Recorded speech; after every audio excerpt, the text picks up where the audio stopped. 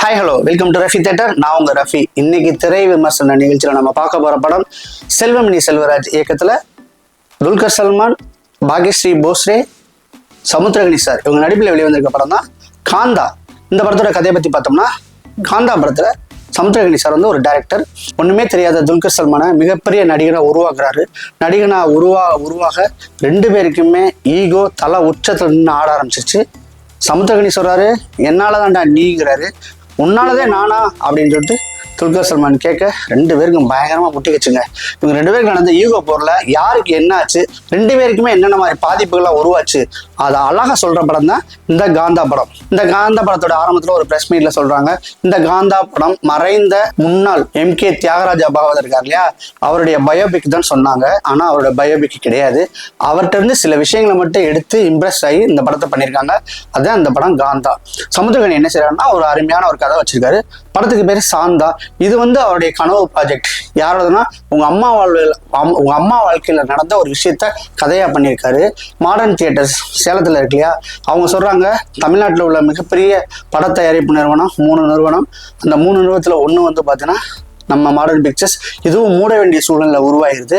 அதுக்கு வந்து நீங்க வந்து படத்தை வந்து நீங்க வந்து ஏற்கனவே டிராப் ஆன அந்த படத்தை நீங்க ரெண்டு பேரும் ஈகோலாம் கைவிட்டு திரும்ப ஆரம்பிச்சு கொடுத்தீங்கன்னா இந்த கம்பெனி வந்து நடத்துற மாதிரி இருக்குன்னு சொல்லுவாங்க. வேற வழி இல்லாம நடிக்கிறதுக்கு துல்கர் சல்மானும், வேற வழி இல்லாம இயக்குறதுக்கு சமுத்திரகனி ஒத்துக்கிட்டு அந்த படம் ஸ்டார்ட் ஆகுது. அப்பவே தெரிஞ்சு போச்சு இவங்க ஈகோ தலை உச்சத்துல போச்சுன்னா ஒரு படம் வந்து என்ன மாதிரிலாம் பிரச்சனையை சந்திக்குங்கிறத ரொம்ப தத்ரூபமா அந்த படத்துல காமிச்சிருக்காங்க. ரெண்டு பேருக்கு ஈகோ தலை விரிச்சாடுது. நீ பெரியவனா நான் பெரியவனாங்கிறதுல சரியான போரே நடக்குதுங்க. படத்தோட ஹீரோ துல்கர் சல்மானை பத்தி சொல்லி ஆகணும். சீதாராமன், லக்கி பாஸ்கர் இந்த மாதிரி படங்களை நடிச்ச இந்த மாதிரி டிஃப்ரெண்டான படங்களை நடிச்ச துல்கர் சல்மான் இந்த காந்தா படத்துலயும் டிஃப்ரெண்டான ஒரு வேஷத்தை பண்ண போறாரு அப்படின்னு எதிர்பார்த்த படத்துல போனோம். ஆனா நம்ம நினைச்சது வேற, அங்க நடந்தது வேற. படத்தோட ட்ரைலர் கட்லாம் பார்க்கும்போது ஒரு பேய் படம் மாதிரி கொண்டு போயிட்டு இருந்தாங்க. ஆனா இந்த படம் எல்லாருடைய ப்ரெடிக்ஷனையும் வந்து உடைச்சு தூக்கி எறிஞ்சிட்டு இது வேற ஜானர்ல வந்து படம் வந்து நம்மளுக்கு வந்து நிக்குது. படத்தின் நாயகன் துல்கர் சல்மான். என்னங்க சொல்றது, அந்த மனுஷனை சான்ஸே இல்லைங்க. இதுவரை துல்கர் சல்மான் இந்த மாதிரி ஒரு ஆக்டிங் பெர்ஃபார்மன்ஸை வெளியே கொண்டு வந்ததே இல்லை. படத்துலவே அவருக்கு வந்து ஹீரோ ரோல் தான். ஒரு ஹீரோ எந்த மாதிரி பெர்ஃபார்மன்ஸ் பண்ணுனா அந்த படம் நல்லா ஓடுங்கிறது எல்லாருக்குமே தெரிஞ்சது. படத்துக்குள்ளேயே படம் வேறையா பெர்ஃபார்மன்ஸை பயங்கரமா எப்படி சொல்றது திருக்கி விட்டுருக்காருன்னு சொல்ல முடியும். அந்த அளவுக்கு வந்து அவருடைய நடிப்பு பார்த்தீங்கன்னா உச்சங்க. இன்னும் சும்மா ஷார்ட்டா சொல்லணும்னா கண்டிப்பா ஒரு நேஷனல் அவார்டை தூக்கி கையில கொடுக்கலாம். அந்த மாதிரி ஒரு அற்புதமான படத்தில் நடிச்சிருக்காப்புல. இது வந்து துல்கர் சல்மானுக்கு கேரியர் பெஸ்ட். படத்துல வந்து பெஸ்ட் சீன்னு ஒரு சீனை சொல்லிட்டு நான் கதைக்குள்ள போறேன்.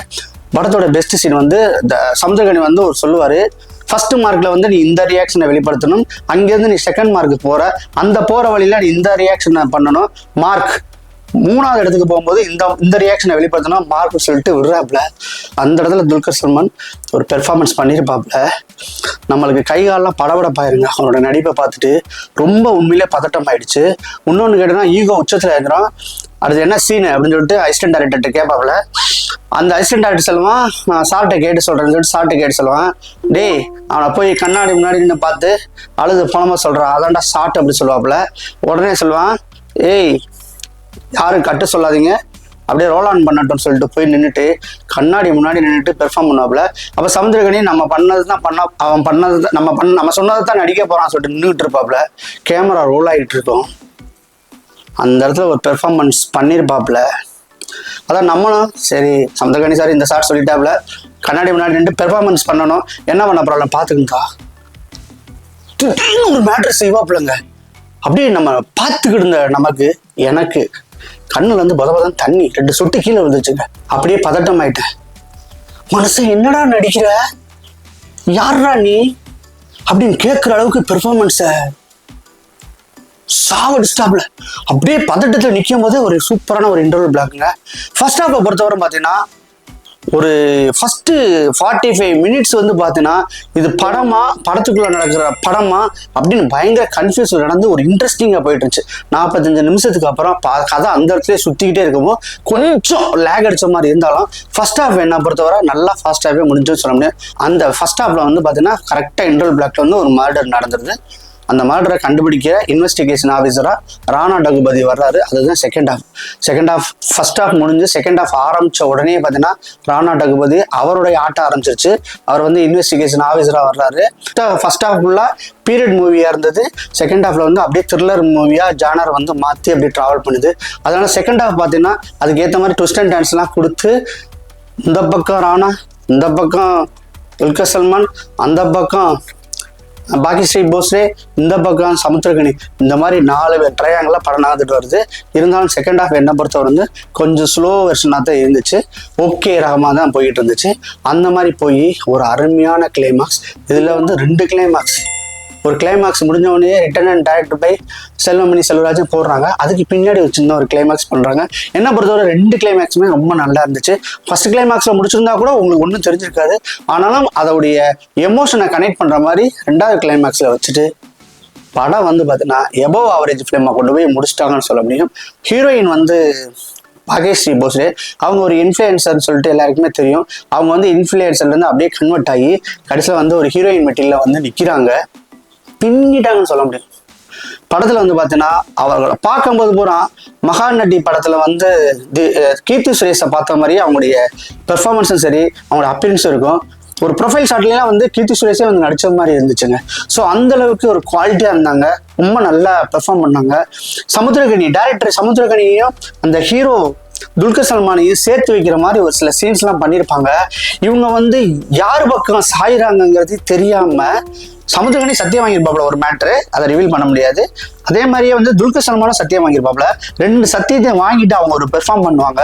இவங்க யாரோடைய ஆளு, துல்கர் சல்மானோடைய ஆளா அல்லது சமுத்திரகனி ஆளா, இவங்க என்ன பண்றாங்க அப்படிங்கிற விஷயத்துல கிழிச்சு தொங்க விட்டாப்புலன்னு சொல்லியும் அந்த பொண்ணுக்கு வந்து சரியான ஒரு என்ட்ரிங்க அந்த படம். அந்த பாகிஸ்ரீ போஸ்லே அழகுலையும் சரி நடிப்புலையும் சரி பின்னி படம் எடுத்துட்டாங்க சொல்ல முடியும். 3வது சொல்ல போனா கதையின் பயங்கரமான நாயகன் சொல்ல முடியும். யாருங்கன்னா சமுத்திரகனி சார். அவர் வந்து இதுவரை பண்ண சமுத்திரகனி சார் படத்துல இது வேற ஜானர்ல பண்ணியிருக்காப்புல. ஒரு டைரக்டரா படத்துல நடிச்சிருக்காப்புல. அவரே ஒரு டைரக்டர் எந்த மாதிரி பண்ணுவாப்புல. ஹீரோவுக்கும் ஈகோ இருக்குது, டைரக்டருக்கு சும்மாவே ஈகோ இருக்கும். 2 ஈகோவும் சேர்ந்து அவர் பண்ணின பெர்ஃபார்மன்ஸு அம்மாடி அந்த மாதிரி இருக்கு. சமுத்திரகனி சார் ஒரு பேட்டியில சொல்லும் போது இந்த படத்துக்கு பின்னாடி என்ன நீங்க பாக்குற கண்ணோட்டமே வேற மாதிரி இருக்குன்னு நினைச்சாரு. அதை வந்து ப்ரூவ் பண்ணிட்டான்னு சொல்ல முடியும். ராணா டகுபதி இந்த படத்துல இன்னொரு ப்ரொடியூசர். அவர் வந்து பாத்தீங்கன்னா இந்த பட கதை நல்லா இருக்கவும் நானும் ஒரு கேரக்டர் பண்றேன்னு சொல்லிட்டு அவருக்கு பொருந்தாத பாத்திரமா இருந்தாலும் அந்த கேரக்டருக்கு என்ன பண்ண முடியுமோ அதுல மேக்சிமம் பண்ணியிருக்காரு. காமெடி பண்ற இன்வெஸ்டிகேஷன் ஆஃபீஸரா பண்ணியிருப்பாப்புல. கலக்கிறாப்புலங்க.